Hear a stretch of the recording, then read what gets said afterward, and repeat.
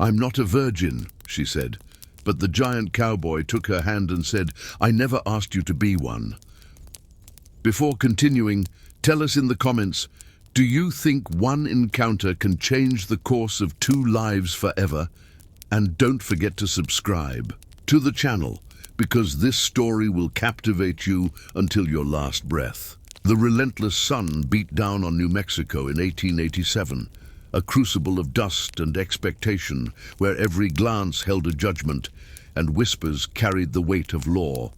Las Cruces, a settlement clinging to the parched earth, was a place where a woman's past was a brand, an indelible mark that dictated her present and shackled her future.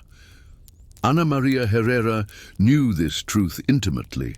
The ghosts of her family's demise, a tragedy whispered about but never fully understood by the townsfolk, had left her an orphan adrift in a sea of unforgiving eyes. Her path, as prescribed by the unwritten rules of this frontier society, was a narrow, suffocating one. A marriage to Don Esteban Valverde, a man of considerable influence, but a heart as cold and hard as the desert stone. His proposal, framed by the community as a noble rescue, was to Ana Maria nothing more than the clinking of chains, another form of her subjugation. She was a pawn in a game of reputation and propriety, her own desires and dignity rendered irrelevant. The weight of this predetermined existence pressed down on her, suffocating her spirit. One stifling afternoon, the oppressive atmosphere of the town square, thick with the scent of sagebrush and unspoken accusations, became too much to bear. Cornered by the expectant gazes, the murmurs that followed her like a shadow, Ana Maria's carefully constructed composure fractured. A confession, born of desperation and the sheer exhaustion of carrying a secret that felt like a physical burden, escaped her lips. Her voice, a mere tremor against the vast silence, carried the words that would forever define her in the eyes of many. "No soy virgen." The confession hung in the air, a stark pronouncement that shattered the fragile facade of respectability. A collective gasp rippled through the assembled townsfolk. Women clutched their crucifixes, their faces a mask of shocked piety, while men, with a swift, almost practiced disdain, averted their eyes, their silence a deafening condemnation. In this crucible of shame, Ana Maria felt herself dissolving, her worth reduced to a single, unalterable fact. Yet within that suffocating silence, a different kind of presence registered. Samuel Carter, a man who seemed carved from the very landscape he traversed, stood apart. A vaquero of imposing stature, his presence dwarfed the casual observers. He had arrived in Las Cruces from El Paso, a solitary figure seeking seasonal work, his journey marked by an unspoken solitude that seemed etched into the deep lines around his eyes. Standing well over 6 feet, his broad shoulders bore the silent testament to years spent wrestling with the land. His hands, calloused and rough, told tales of endless days spent under the unforgiving sun, herding cattle through dust and drought. He was a man of few words. His life lived in the quiet rhythm of the range, a stark contrast to the bustling, judgmental heart of the town. As the weight of Ana Maria's confession settled, a palpable tension gripped the square. The air crackled with the anticipation of her social ostracization, her future sealed by the pronouncements of the community. Then, a movement. Samuel Carter, a giant amidst the murmuring crowd, began to walk, not with haste, but with a deliberate, unyielding purpose that cut through the judgmental atmosphere. He moved towards Ana Maria, a solitary beacon in the storm of her humiliation. The heads of the townsfolk turned not in sympathy, but in bewildered curiosity, anticipating his judgment, his alignment with their own rigid code. But Samuel's intention was not to condemn. He reached Ana Maria, his large, rough hand gently, yet firmly closing around hers. The touch was a silent anchor, a grounding force in the swirling vortex of her shame. In that simple, profound gesture, he offered not pity, but a quiet, unwavering acceptance. His voice, deep and resonant, a low rumble that carried over the lingering whispers, spoke a truth that defied the established order. Never asked you to be. The impact of those words was immediate and seismic, not in the outward reaction of the crowd, but in the internal shift they ignited within Ana Maria. The confession, moments before a brand of irreversible shame, was transmuted into something else entirely. It was no longer the sole determinant of her worth, no longer the final word on her destiny.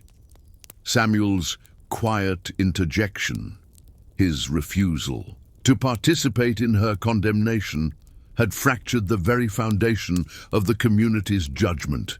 It was a declaration of independence, a subtle yet powerful rebellion against the suffocating expectations that had defined her life. This single unprompted act of defiance, this quiet acknowledgement of her humanity, was the spark that ignited a new path, a journey that would lead away from the suffocating confines of Las Cruces and towards an uncertain, yet undeniably hopeful horizon. It was the beginning of a story that would challenge the very fabric of the Old West's unforgiving social tapestry. A testament to the quiet power of compassion in a world that so often prioritized reputation over redemption.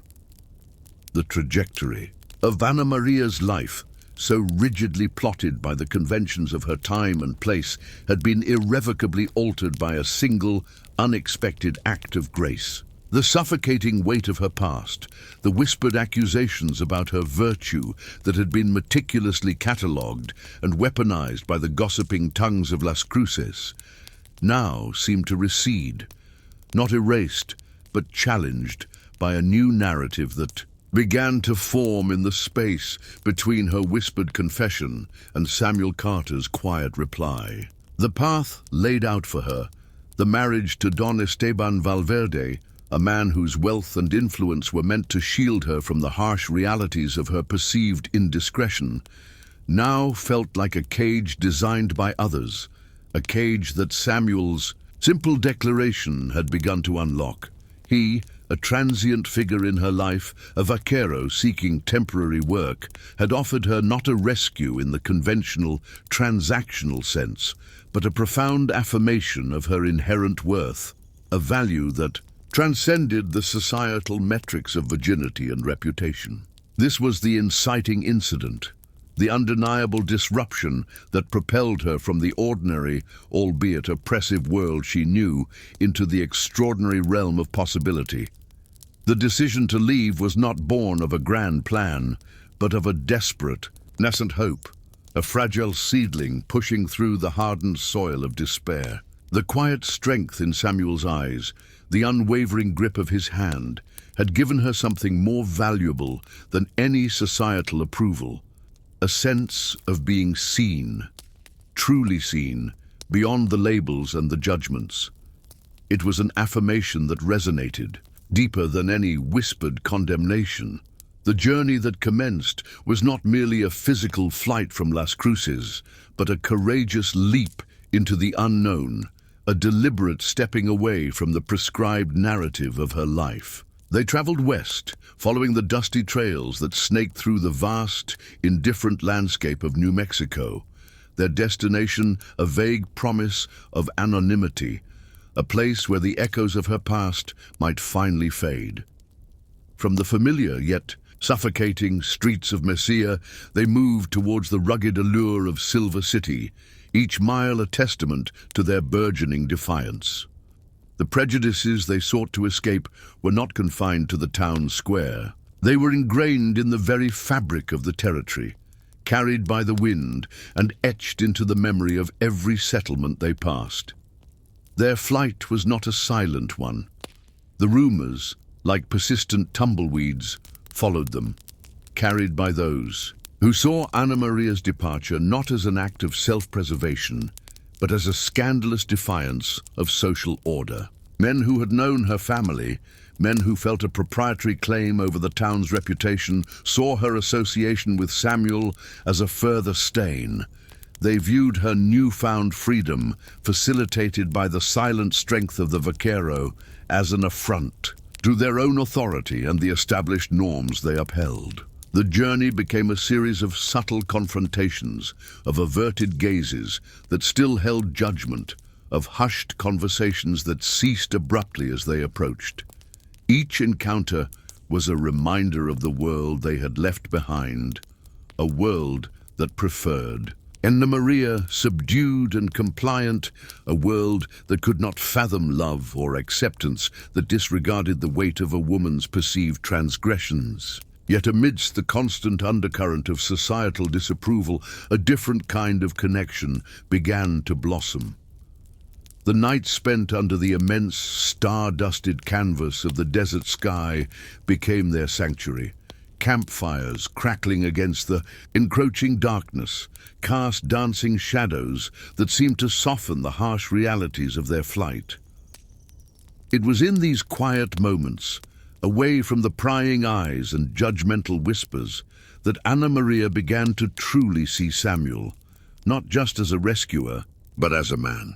His stoic presence, his quiet competence in navigating the wilderness, his gentle respect for her person, all contributed to a growing sense of trust and a nascent affection. She learned that his silence was not an absence, was a quiet revolution within her, a growing realization that her worth was not a commodity to be bartered or a reputation to be defended, but an intrinsic quality that could be nurtured and cherished in the quiet spaces of shared humanity. The trials they faced were not always overt acts of aggression, but often subtle tests of their resolve, designed to chip away at their burgeoning bond. The harsh realities of the frontier, the constant struggle for survival against the elements, and the scarcity of resources served as a constant reminder of their precarious position. They learned to rely on each other's strengths, Anna Maria's keen observation and resourcefulness complementing Samuel's physical prowess and intimate knowledge of the land.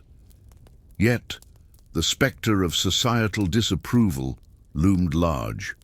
Every town they passed through, every solitary cabin they encountered offered a fresh set of challenges. The inns where they sought respite often turned them away or offered only the most meager accommodations. Their judgment passed before a word was spoken. The fear of being recognized, of being reported, of being forced to confront the authorities, or the vengeful ire of Don Esteban was a constant companion. Samuel, a man accustomed to solitude, found himself increasingly protective of Anna Maria, his quiet nature giving way to a fierce, unspoken resolve to shield her from the harsh judgments of the world. He saw the lingering hurt in her eyes, the way she flinched at sudden noises or harsh words, and the deep-seated pain that her confession had unleashed. This deepened his commitment, transforming his initial act of kindness into a steadfast loyalty.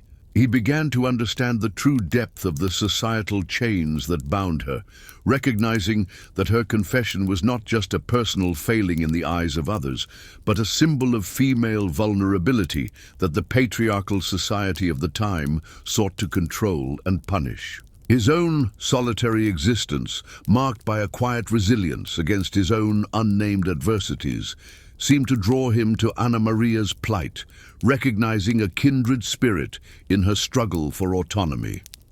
Anna Maria, in turn, began to shed the layers of ingrained shame. The constant proximity to Samuel's quiet strength, his unwavering acceptance, allowed her to slowly reclaim a sense of self-possession. She learned to meet the judgmental stares with a newfound composure, her gaze steady, no longer wilting under the weight of their disapproval. The fear that had once paralyzed her began to recede, replaced by a growing sense of inner fortitude. She understood that her value was not diminished by the absence of virginity, but amplified by the courage she now possessed to forge her own path.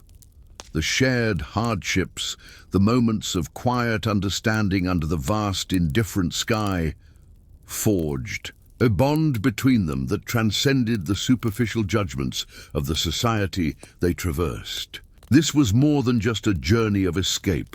It was a pilgrimage of self-discovery, a testament to the transformative power of acceptance and the resilience of the human spirit when supported by genuine compassion.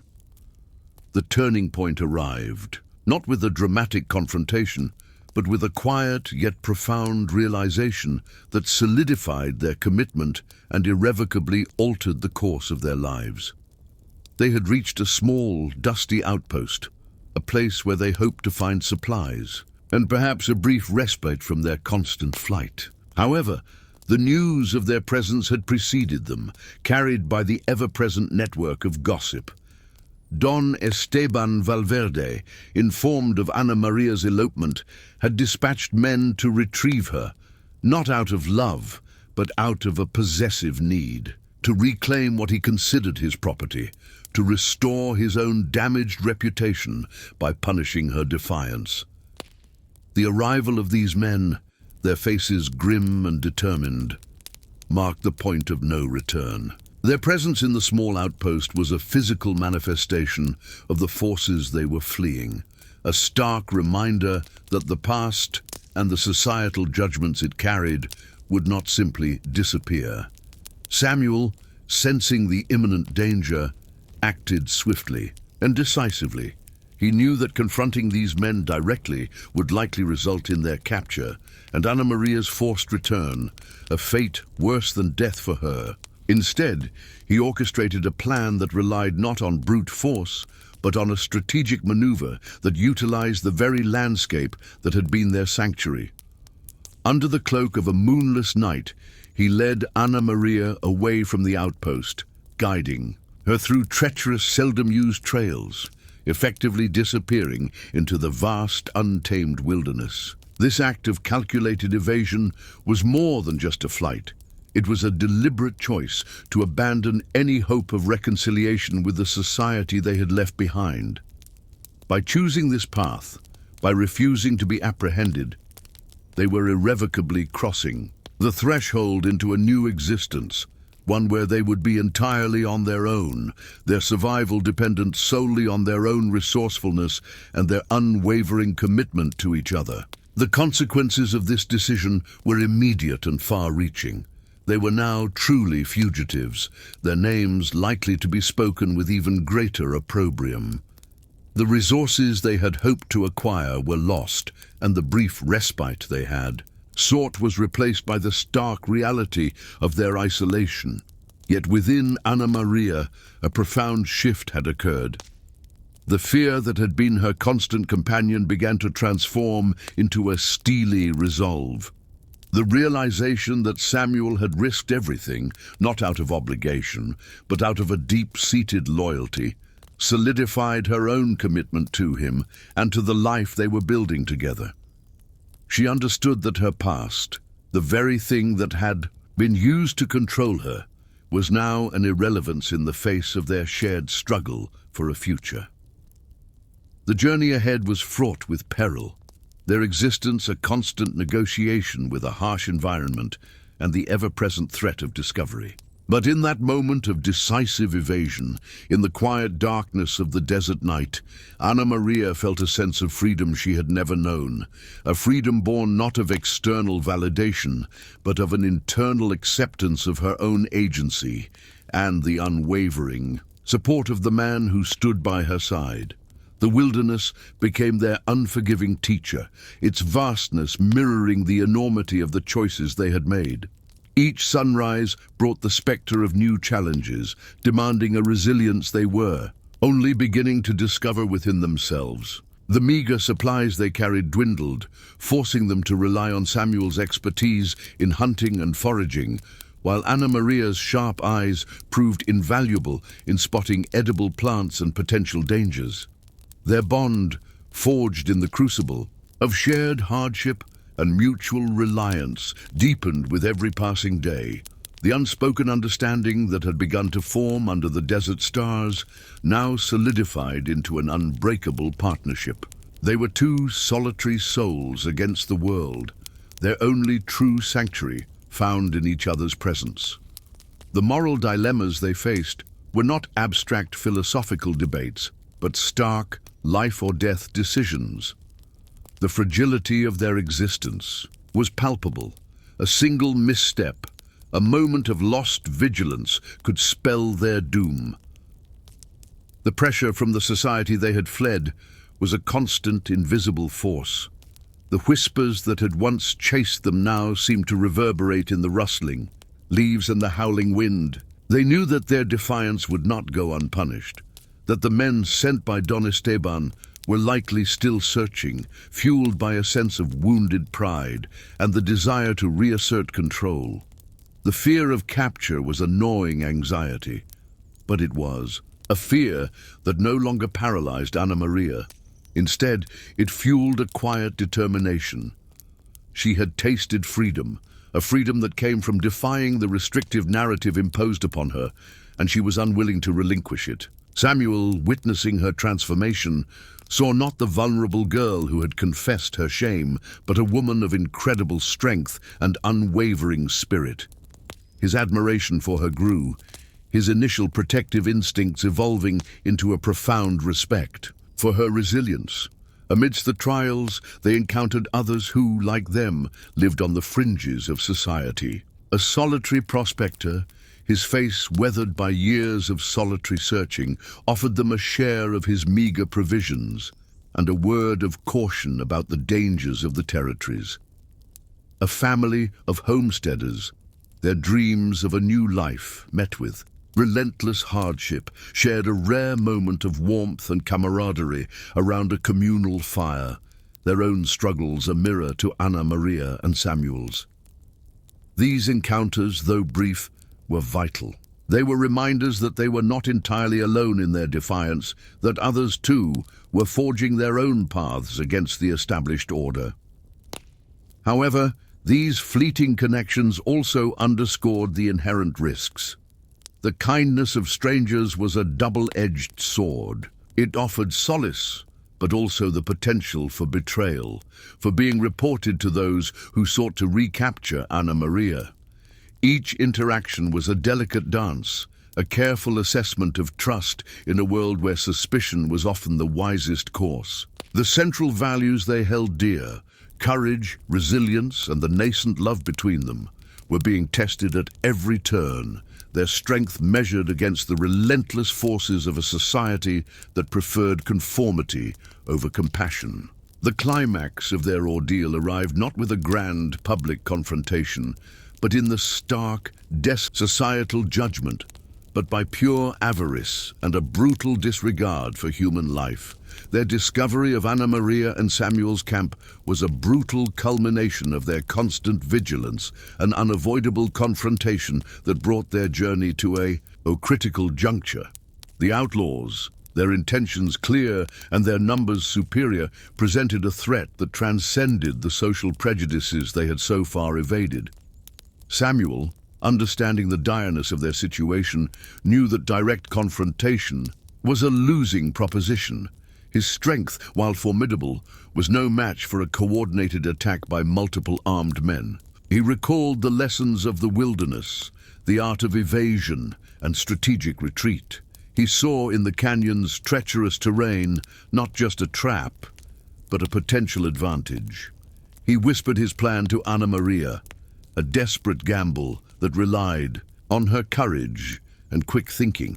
While he prepared to draw the outlaws' attention, creating a diversion, Ana Maria was to find a hidden escape route, a narrow passage he had discovered earlier, one that would lead them to safety, albeit a temporary one. This was the approach to the inmost cave, a moment of intense anticipation and dread, where the hero prepares for the ultimate confrontation with their deepest fears. The ordeal unfolded with brutal swiftness. Samuel, armed with His rifle and his sheer physical presence positioned himself to draw the outlaw's focus, his broad frame a defiant silhouette against the harsh landscape. He fired a series of shots, creating a cacophony that masked the sounds of Ana Maria's desperate scramble. The outlaws, surprised by his ferocity, turned their attention to him, their initial pursuit of easy prey morphing into a dangerous engagement.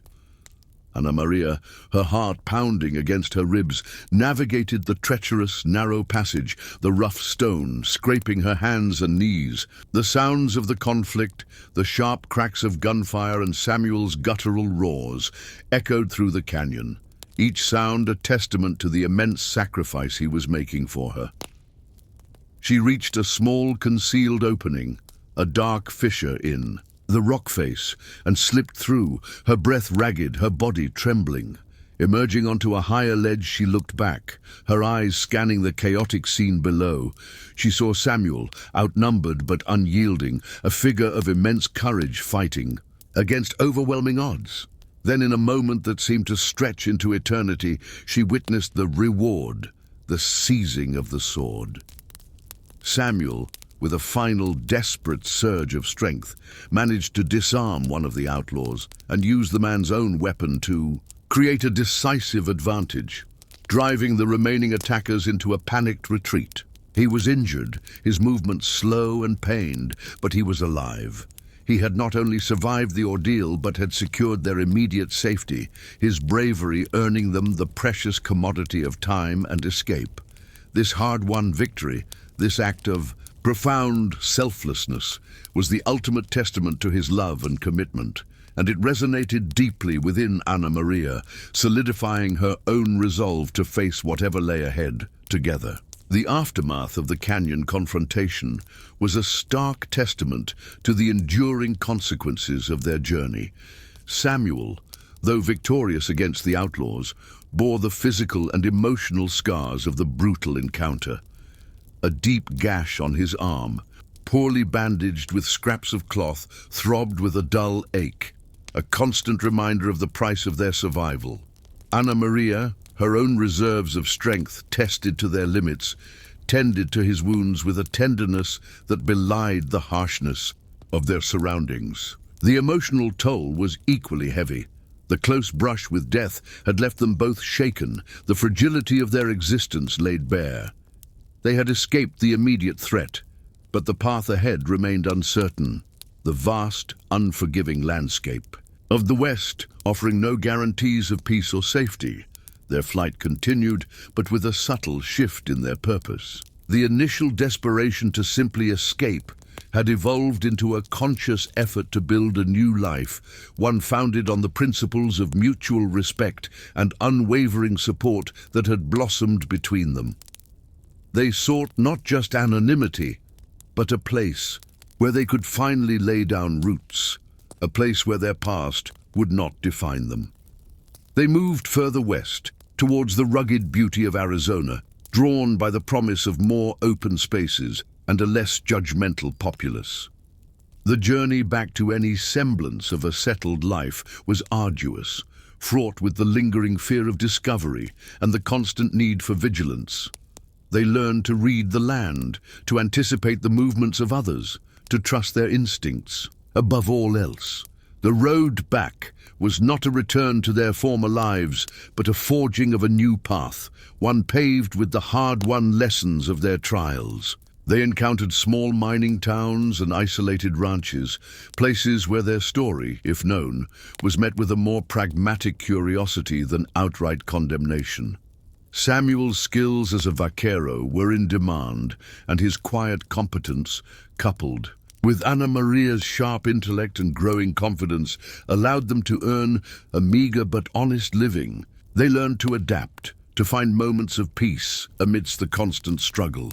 The scars they carried were not just physical, but emotional, etched into their very beings.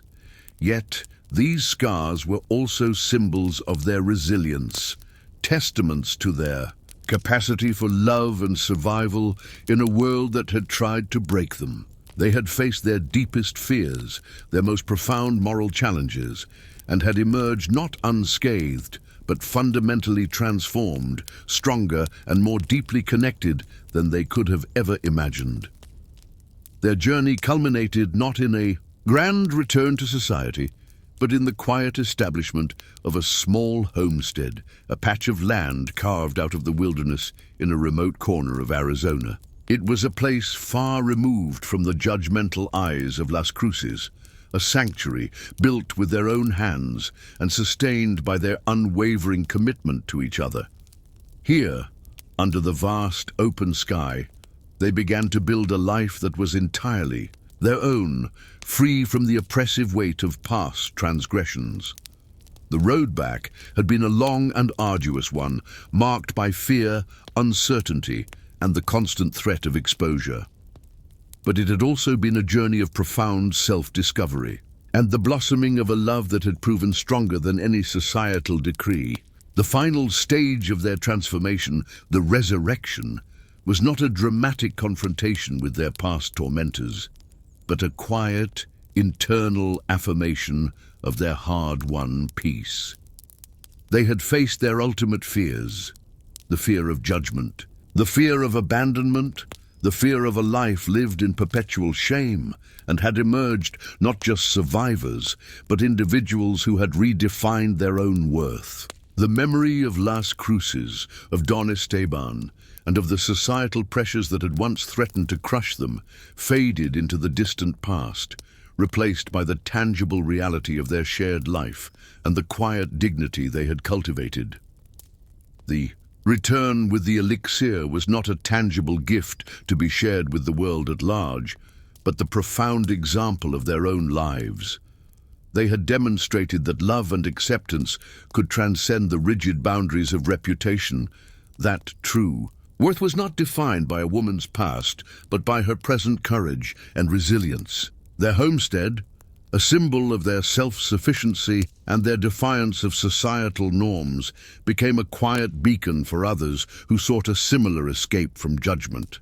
Ana Maria, no longer the ostracized girl of Las Cruces, found a quiet strength. In her new life, her experiences having forged a deep well of empathy and understanding, Samuel, the solitary vaquero, found a purpose and a companion that filled the void of his own lonely existence. Their story, whispered around campfires and shared in hushed tones, became a testament to the enduring power of compassion, a quiet affirmation that even in the harsh, unforgiving landscape of the Old West, the seeds of love and redemption could, against all odds, find fertile ground and bloom. Their legacy was not one of grand pronouncements, but of a life lived authentically, a quiet triumph of the human spirit against the crushing weight of expectation. The settled dust of their new homestead, a solitary claim against the vast Arizona expanse, offered a fragile foundation for a life unburdened by the past. Yet the echoes of their flight, the sheer terror of the canyon confrontation, had left an indelible imprint. Now, the specific theme to explore is the process of healing and reclaiming agency through the quiet practice of everyday resilience, focusing on how mundane actions become powerful acts of defiance against lingering trauma. Consider how the meticulous mending of a torn garment, a task seemingly trivial, becomes a profound act of restoration. Each stitch a deliberate reinforcement of control over a world that had once threatened to unravel Ana Maria completely. The sunlight, filtering through the rough-hewn window of their cabin, illuminated not just the dust motes dancing in the air, but the steady, practiced movements of her hands, weaving a new narrative of self-sufficiency. Furthermore, the daily ritual of tending to their small garden, coaxing life from the stubborn soil, represented a tangible reclaiming of power. Each seed sown, each weed pulled, was a conscious decision to nurture growth each passing day, each successful endeavor. Building upon this, however, consider the subtle yet significant ways Samuel's quiet support facilitated this reclamation. His presence was not one of intrusive reassurance, but of unwavering, steadfast companionship. When Ana Maria would falter, her gaze distant, lost in the memory of the canyon's terror, his silent return to a task, perhaps sharpening his tools or tending to the horses, offered a silent invitation to rejoin the present. It was an understanding that did not require words, a shared acknowledgement of the inner battles waged. Consequently, this unspoken support allowed her the space to confront her own internal landscape without the pressure of external validation, or the need for constant explanation. Conversely, the very act of establishing routines, the predictable cadence of their days, served as a potent antidote to the chaos they had endured.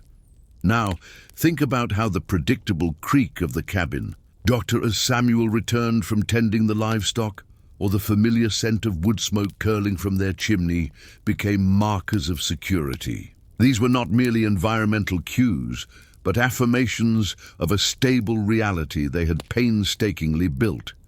This deliberate cultivation of normalcy, the intentional creation of a predictable existence, was itself a profound act of agency, a testament to their ability to impose order on a world that had once been defined by its wild unpredictability.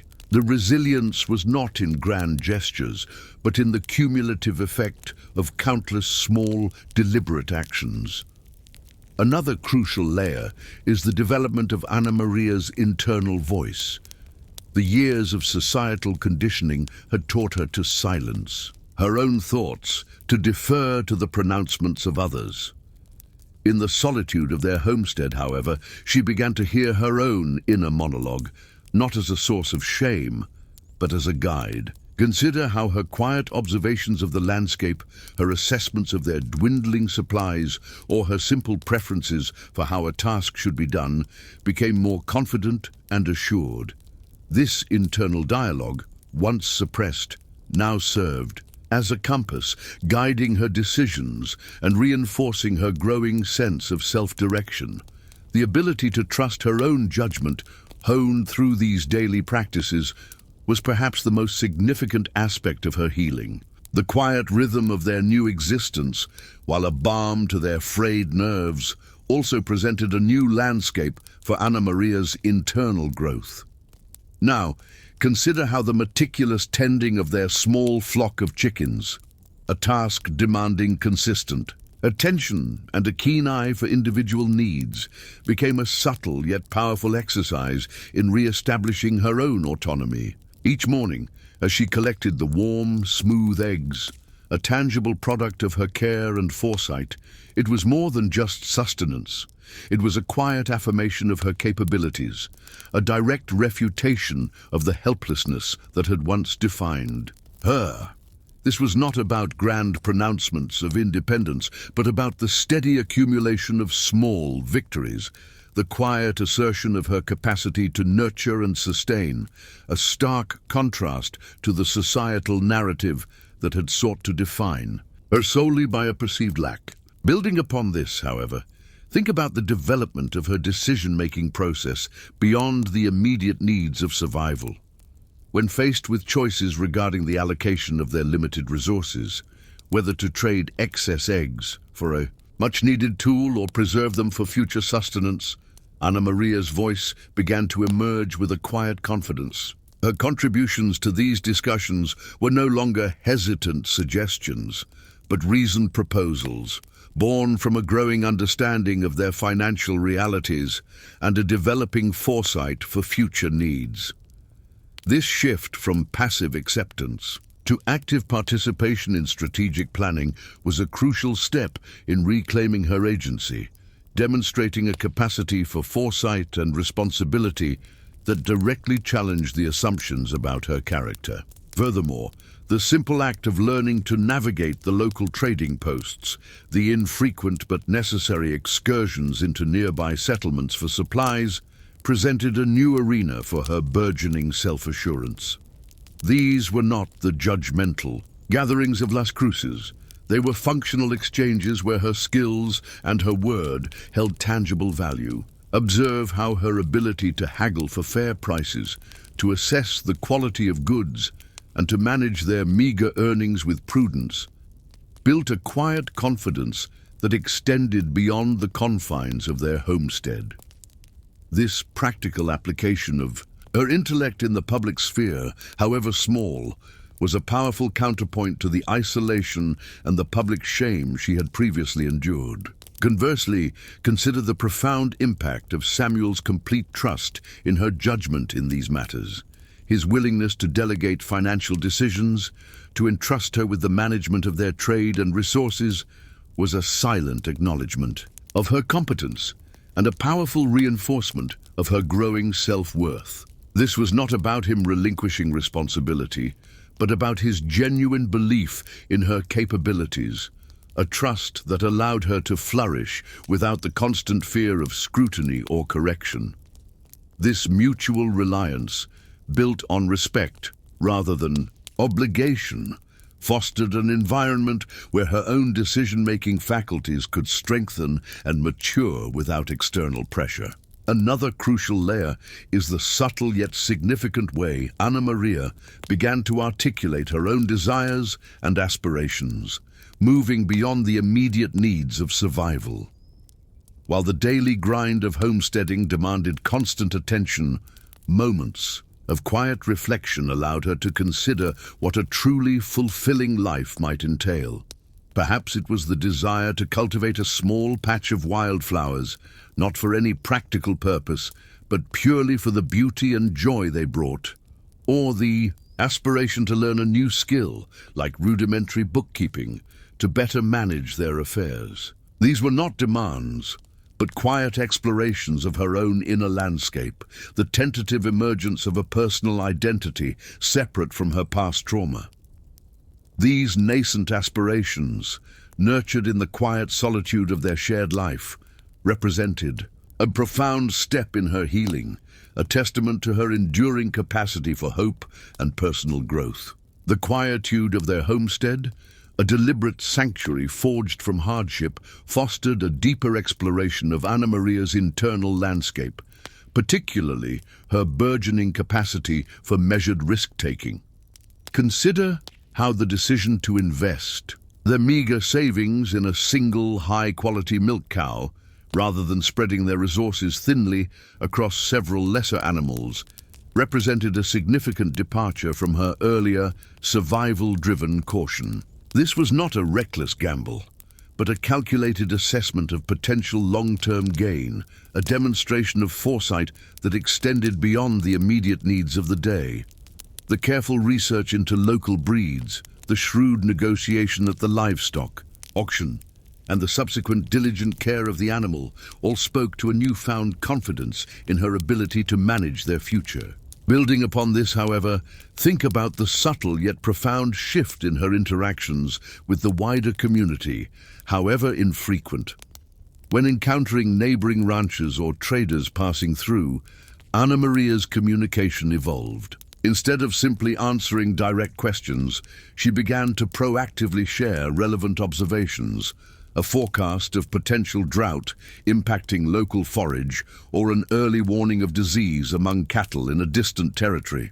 This sharing of valuable, unsolicited information was not merely an act of neighborliness, but a strategic positioning of herself as a knowledgeable and reliable resource, a quiet assertion of her intelligence and her growing understanding of the region's complex economic and environmental factors. Consequently, this proactive engagement fostered a subtle but significant recalibration of how others perceived her. The lingering whispers of her past, while not entirely extinguished, began to be overshadowed by her demonstrated competence and her growing reputation as a shrewd and capable individual. This was not about seeking external validation, but about observing how her actions, her quiet competence, began to reshape the narrative that had once sought to confine her. The respect she began to earn was not bestowed, but cultivated, a direct result of her consistent demonstration of sound judgment and foresight. Conversely, consider the internal recalibration that accompanied these external shifts. The fear of exposure, the constant anxiety of being recognized and dragged back into the oppressive social structure of her past, began to recede, replaced by a quiet self-reliance. The ability to make independent decisions, to trust her own instincts in matters of trade and resource management, allowed her to shed the lingering burden of external judgment. This internal shift was paramount. It meant that her sense of security was no longer contingent on the approval or ignorance of others, but firmly rooted in her own capabilities and the stable life she was actively building. Another crucial layer is Ana Maria's evolving understanding of community interdependence, a perspective forged not through obligation, but through support, where assistance was offered freely, without the expectation of immediate or equivalent return, fostering a sense of collective resilience. The shared experience of building their homestead, a tangible manifestation of their resilience, began to foster a deeper understanding of interdependence that transcended mere transactional necessity. Now consider how Ana Maria's quiet initiative in establishing a small, enclosed nursery for propagating native wildflowers served as a potent symbol of her evolving perspective. This endeavor, undertaken with no immediate practical benefit, beyond aesthetic pleasure and a connection to the land's natural beauty, represented a significant step beyond the immediate exigencies of survival. It was an investment in the future, a testament to her growing confidence in their ability to not only endure, but to cultivate and enrich their environment. Furthermore, this deliberate act of nurturing beauty, of cultivating life for its own, sake began to subtly influence the social dynamics of their infrequent interactions with other settlers. When neighbors passing by their homestead observed the vibrant blooms of desert mariposa lilies and prickly pear blossoms thriving in the carefully constructed nursery, it sparked conversations that moved beyond the usual pragmatic exchanges about livestock or weather. These discussions, initiated by Ana Maria's evident success and dedication to this seemingly non-essential pursuit, began to highlight a different facet of her character, one of vision and a capacity for creating something beyond mere utility. This subtly shifted the perception of her from a woman defined by her past to one who actively shaped her present and envisioned a more beautiful future. Building upon this, however, observe how Ana Maria's growing proficiency in identifying and utilizing medicinal plants from the surrounding desert landscape further solidified her reputation as a valuable member of the scattered regional community. Her knowledge, initially honed out of necessity for their own well-being, evolved into a resource she shared with others facing ailments or injuries. When a neighboring rancher's child fell ill with a persistent fever, it was Ana Maria's carefully prepared poultice of yerba mansa that provided significant relief, earning her not just gratitude, but a quiet respect that transcended her past. This practical application of her learned wisdom demonstrated a profound commitment to collective well-being, a conscious choice to contribute to the broader community's health and resilience. Conversely, consider the subtle yet profound impact of Samuel's quiet acknowledgement of her expertise. His own ingrained stoicism meant he rarely offered effusive praise, but his consistent deference to her judgment when ailments arose, his willingness to entrust her with the preparation of remedies, spoke volumes. When he himself suffered a minor injury while working, his immediate turn to Ana Maria for treatment, rather than attempting to self-medicate with his usual gruff independence, signified a deep-seated trust in her skills and a recognition of her unique contributions to their shared life and, by extension, their wider social network. This unspoken validation was a powerful force in reinforcing her self-assurance. Another crucial layer is Ana Maria's evolving understanding of community as a network of reciprocal support, distinct from the rigid, judgmental social structures of her past. When a particularly harsh winter threatened the meager stores of a nearby family, whose crops had been decimated by early frosts, Anna Maria, with Samuel's quiet agreement, proposed sharing a substantial portion of their own preserved grains. This act of generosity was not a calculated attempt to curry favor or repay a debt, but a conscious decision rooted in empathy, a recognition of shared vulnerability and the inherent value of mutual aid. It was an extension of the interdependence they had cultivated on their own homestead, a quiet affirmation that their own hard-won security was amplified when shared with those in need, strengthening the fragile bonds of their dispersed frontier society. The practice of cultivating the land had evolved beyond mere sustenance.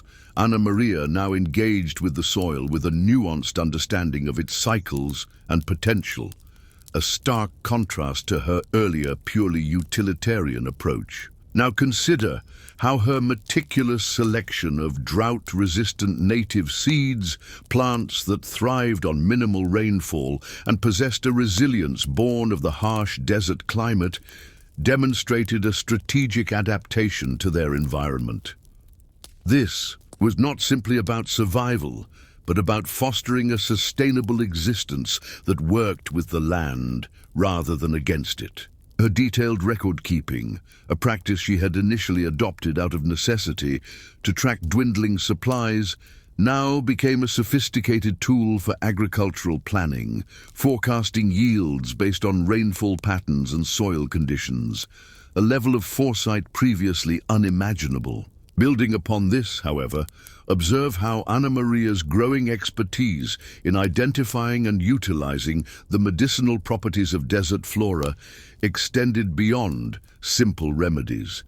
She began to experiment with creating salves and tinctures, not just for immediate ailments, but for preventative care, understanding how certain plants could bolster the immune system against the prevalent fevers and respiratory infections common in the arid climate. This proactive approach to health, a departure from her reactive treatment of past illnesses, showcased a developing philosophy of well-being that prioritized long-term vitality, a profound shift from merely surviving to actively thriving. Consequently, this deepening connection with the natural world fostered a more profound appreciation for its subtle rhythms and interconnectedness. Anna Maria started to notice the symbiotic relationships between different plant species, observing how certain plants seemed to flourish when planted in proximity to others, a phenomenon she began to replicate in her own garden. This empirical understanding of ecological balance, gleaned from patient observation rather than formal instruction, translated into a more robust and productive agricultural system, capable of withstanding environmental fluctuations with greater fortitude. It was a quiet wisdom, earned through experience and reflection. Conversely, consider the impact of this evolving understanding on her interactions with Samuel.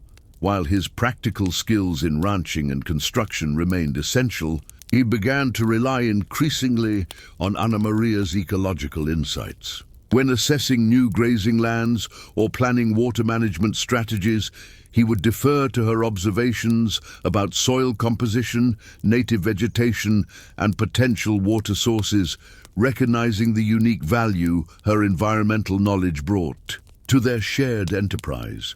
This mutual reliance, built on a foundation of respect for each other's distinct expertise, solidified their partnership into a truly synergistic unit, where their combined strengths created a more resilient and prosperous future.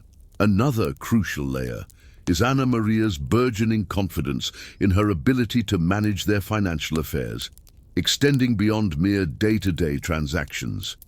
She began to anticipate future needs with a greater degree of accuracy, identifying opportunities for modest expansion. For instance, the surplus eggs she consistently produced allowed her to consider acquiring a few more laying hens, a strategic investment that promised increased income without compromising their immediate needs.